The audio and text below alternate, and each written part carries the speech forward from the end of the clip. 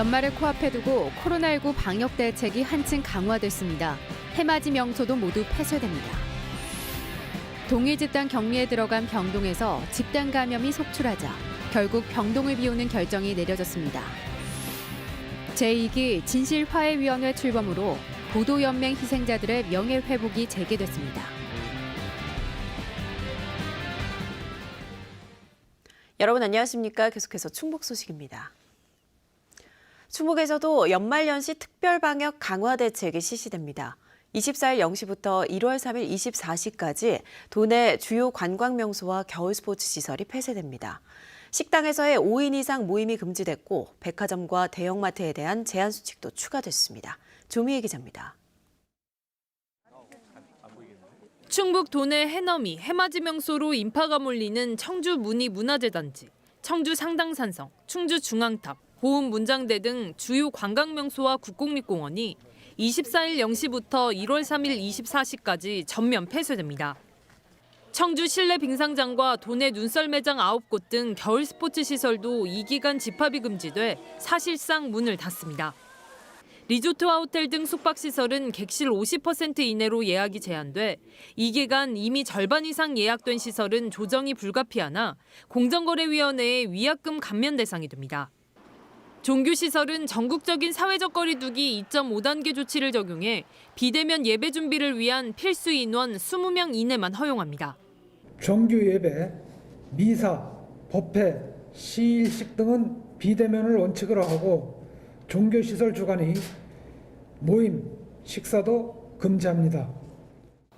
5인 이상 사적 모임 금지 조치는 수도권보다는 완화 적용돼 권고사항이지만 식당은 5인 이상 모임이 전면 금지되고 모임, 파티 장소로 활용되는 일명 파티룸도 집합금지 대상입니다. 도내 결혼식과 장례식의 경우는 예외적으로 100명 이내로 모일 수 있습니다. 백화점, 대형마트 방역수칙도 추가됐습니다. 출입자 발열 체크가 이뤄지고 시식, 시음, 견본품 사용, 집객 행사가 금지되고 휴게실이나 의자 등 이용객의 휴식 공간 이용도 금합니다. 영화관은 21시 이후 운영을 중단하고 좌석 1칸을 띄우고 공연장은 2칸을 띄웁니다. 성탄절 및 연말연시는 모든 모임과 여행을 취소하시고 최대한 집에 머물러 주시기를 간곡히 요청드립니다. 집단 감염이 잇따르고 있는 요양병원, 시설, 정신병원에서는 외부인 출입을 통제합니다. 종사자의 사적 모임을 금지하고 이들을 대상으로 격주로 진단검사가 이루어집니다. 담당 공무원을 배정하여 출퇴근 종사자에 대한 철저한 관리 지도 및 현장 점검을 실시할 예정입니다. 3단계로 가야 한다는 여론이 거세지면서 강화된 방역 조치를 또 내놨는데 연말연시에 얼마나 시류를 거둘지 자발적인 참여가 관건입니다. MBC 뉴스 조미입니다. 노인 요양원이나 병원 등 코로나19 전파가 쉽고 치명적인 고위험 시설은 감염을 막기 위해 코호트 격리에 들어가곤 합니다. 출입을 막아 봉쇄하는 건데 확진 환자가 나와 코호트 격리에 들어간 충북도 내 시설에서 집단 감염이 속출하고 있습니다. 이지현 기자입니다. 지난 17일 첫 확진 환자가 나온 음성 소망병원. 이틀 전 괴산 성모병원에서 검사 결과가 나오기도 전에 코로나19 음성이 나왔다며 보낸 확진 환자가 머물렀는데 이후 감염이 확산됐습니다. 6명을 시작으로 긴급 전수검사 결과 30명이 추가됐고 사흘 만에 다시 이뤄진 진단검사에서 38명이 무더기로 나오는 등 지난 엿새간 검사 대상이 없었던 19일 하루를 빼면 매일 확진 환자가 나왔습니다. 방역당국은 확진 환자가 나온 병동 2곳의 출입을 통제하는 코호트 격리에 들어갔고 병원 자체에 대한 외부인 방문과 진료도 최소화했습니다. 안에 들어가면 이제 처방을 하거든. 교수하고 이제 상담해가지고 그런데 들어가지 못하냐고 차를 갖다 세워놓고 그런. 문제는 격리된 병동 내부 전파입니다. 지금까지 병원에서 나온 확진 환자 85명 가운데 83명이 격리병동 안에서 나온 것. 확진 환자가 나올 경우 같은 병실에 있지 않도록 분리했지만 소용없었습니다. 한 병동에 100명 넘는 인원이 20개 남짓한 병실에 나눠 지내야 해 거리 두기를 하기 어렵고 화장실과 욕실이 병실마다 있지 않아 공용으로 사용해야 했기 때문입니다. 방역당국은 결국 확진 환자는 물론 해당 병동에 머물다 음성 판정이 나온 사람들도 모두 격리병실이 있는 다른 병원으로 옮기기로 했습니다. 격리병동 내 확산을 멈추고 다른 병동 환자들과도 거리를 띄우기 위해서입니다. 소방병원은 총 11개 동으로 운영되고 있으며 3개 병동에서 지속적으로 확진자가 발생하고 있습니다.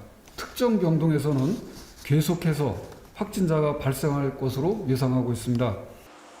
청주 참사랑 요양원과 괴산 성모병원 등 다른 코호트 격리시설에서도 감염이 잇따르는 상태. 노인과 질환자처럼 취약계층이 대부분이라 우려가 더 커지고 있습니다. MBC 뉴스 이지연입니다. 제천시가 집합금지 행정명령을 위반한 교회 4곳을 고발하기로 했습니다.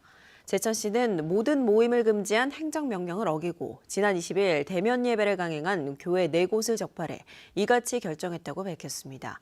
제천시는 방역 지침을 위반하는 곳은 지체 없이 고발할 예정이라며 강력 대응을 시사했습니다.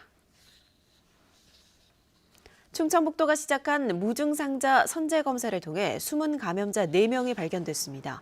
충청북도는 지난 19일부터 취약시설 종사자 10만 명을 대상으로 우선 시작한 신속 항원 검사를 통해 제천과 진천 등지에서 무증상 상태였던 4명의 숨은 감염자를 선제적으로 발견해 격리 등의 조치를 내렸다고 밝혔습니다. 이시종 충북지사는 지난 18일 3차 대유행 기간 확진자 가운데 거의 절반이 무증상 상태인 점을 확인하고 조용한 전파를 차단하기 위해 취약시설 이용자 20만 명을 상대로 무증상자에 대한 선제적 검사에 들어갔습니다. 한국전쟁 도중 억울한 죽음을 당하고도 빨갱이 낙인 때문에 평생 숨죽였던 보도연맹 학살 피해자 유족들이 일제히 명예회복에 나섰습니다.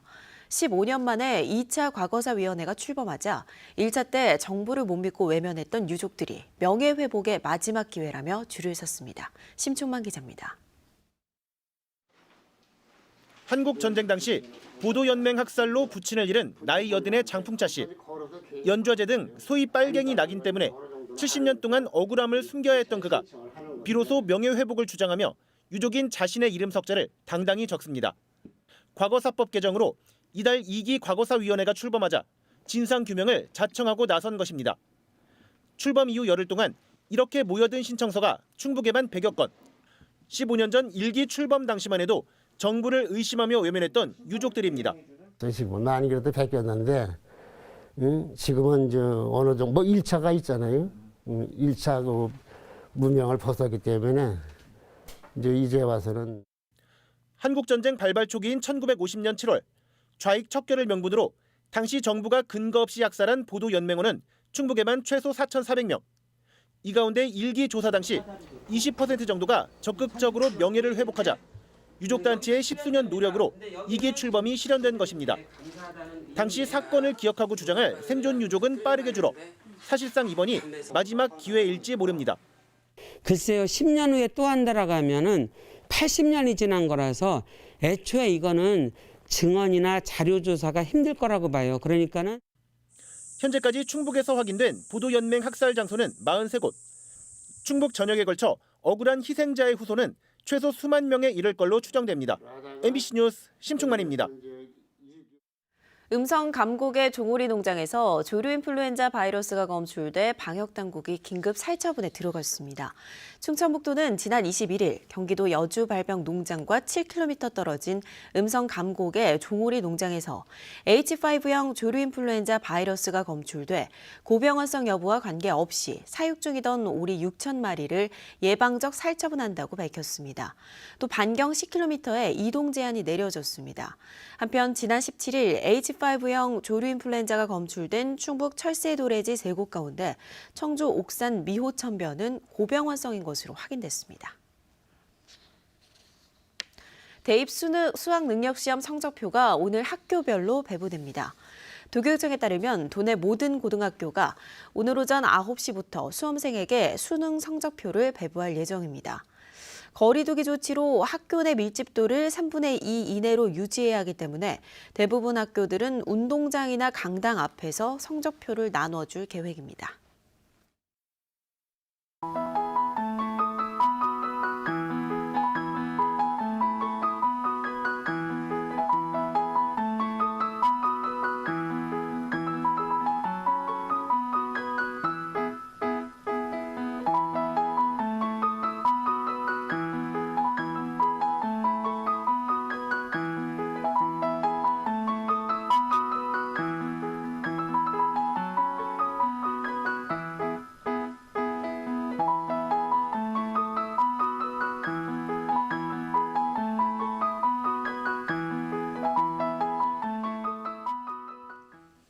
정부와 지자체가 지원하는 어린이집 보육료가 내년부터 인상됩니다. 충청북도는 어린이집 운영 여건을 개선해 보육의 질을 높이기 위해 나이에 따라 2만 원에서 5만 2천 원씩 인상된다고 밝혔습니다. 이에 따라 0세 보육료는 101만 2천 원, 1세는 71만 3천 원, 2세는 54만 7천 원으로 인상되며 3세에서 5세까지는 교육부 누리과정 보육료는 26만 원, 장애아 보육료는 108만 9천 원으로 인상됩니다.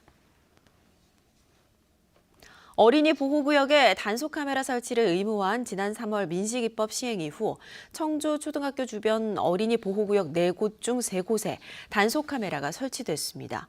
청주시는 지난 반년여 동안 사업비 33억 원을 투입해 관내 초등학교 주변에 어린이 보호구역 96개 지정 가운데 75%인 72곳에 신호와 과속 단속 카메라 설치를 마무리하고 내년부터 본격 운영에 들어가기로 했습니다. 현장 여건상 카메라 설치가 어려운 나머지 24개 지점에 대해서도 내년에 추가 설치를 마무리할 예정입니다. 대전에 전국 최초로 들어서는 공공 어린이 재활병원이 첫 삽을 떴습니다. 치료받을 곳이 없어서 시간과 비용 부담이 컸던 환자와 가족들에게는 반가운 소식이 아닐 수 없는데요. 치료뿐 아니라 정규 교육과 돌봄까지 제공돼 더 나은 의료 서비스를 받을 수 있을 것으로 기대됩니다. 김광현 기자입니다. 중증 장애 아동의 재활 치료를 전담하는 어린이 재활병원. 현재 서울에 민간병원 한 곳밖에 없고 정부나 자치단체 등에서 운영하는 공공영역의 어린이 재활병원은 전무했습니다. 이 때문에 재활 치료를 받으려면 많은 시간과 비용이 들 수밖에 없었던 만큼 병원 설립에 대한 염원이 컸고 문재인 대통령의 공약이기도 했습니다. 치료받을 곳이 없어서 서울로 상경을 해야 됐어요. 한 2년 동안 떠돌면서 그것도 대기를 걸어놓고 언제든 제때 제대로 치료받을 수 있는 이런 병원이 지난 2018년 보건복지부 공모 선정 이후 추진돼 온 전국 최초의 대전 공공어린이 재활병원 건립이 본격적으로 시작됐습니다. 이곳에 들어설 공공어린이 재활병원은 입원병상 50개를 포함해 총 70병상 규모로 오는 2022년 9월 문을 열 예정입니다. 신체가 발달하는 어린이들은 성장 단계에 따라 적절한 치료를 받는 게 중요한데 공공에서 운영하는 만큼 치료뿐 아니라 정규 교육과 돌봄 등 다양한 서비스를 받을 수 있을 것으로 기대됩니다. 이달 초 국회에서 장애인 건강권 및 의료 보장에 관한 법률 개정안이 통과되면서 운영비의 국비와 시비 지원도 가능해졌습니다. 복지부 등과 협의해서 병원 운영비의 국비 지원 분담률을 확정해서 병원의 안정적 운영을 위해 적자가 예상되는 병원 운영비의 문제가 먼저 해소될 수 있도록 병원에는 장애 아동의 특수 교육을 위한 교실과 체육관뿐 아니라 장애 아동과 비장애 아동이 함께 이용할 수 있는 어린이 도서관과 무장애 놀이터도 조성될 예정입니다. MBC 뉴스 김광현입니다.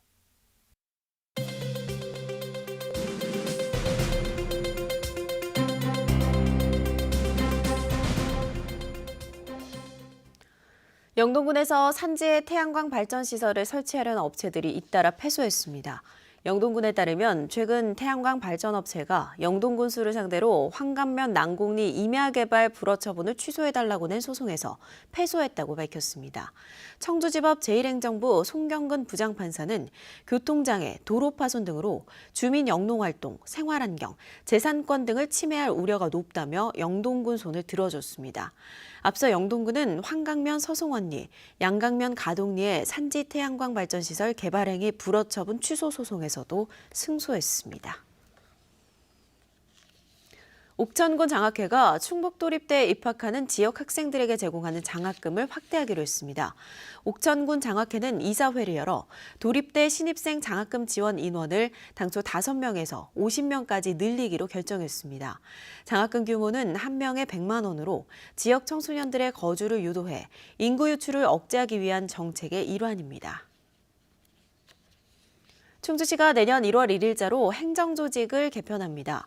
개편에 따라 보건소에 감염병을 전담하는 감염병 관리과를 신설하고 산림녹지과를 산림정책과와 푸른도시과로 분리해 공원 녹지 조성과 산림병해충 관리의 효율성을 높이기로 했습니다.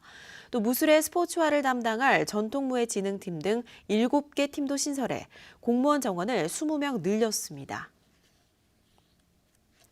청주시가 QR코드처럼 통화 발신으로 방문 기록을 남기는 안심콜 시스템을 도입합니다. 청주시는 스마트폰 미사용자나 노인 등 일부 계층에서 QR코드 인증에 어려움을 겪고 있다며 지점별 고유 번호로 전화를 걸어 통화 기록으로 방문을 인증하는 안심콜 서비스를 시범 운영한다고 밝혔습니다. 시범 운영 대상은 읍면동 행정복지센터를 비롯한 공공청사시설 120여 곳과 당구장, 볼링장, 목욕탕 등 다중이용시설 2,880곳입니다.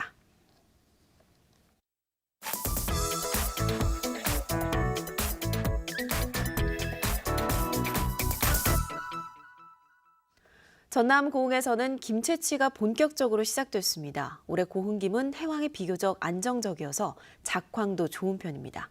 김주희 기자의 보도입니다. 고흥군 도하면 발포항입니다. 이제 갓 채취한 생김을 싣고 위판을 기다리는 선박들로 북적입니다. 고흥 생김을 위판하는 경매인들의 목소리도 활기로 넘칩니다. 10만 공 2,200원 사오.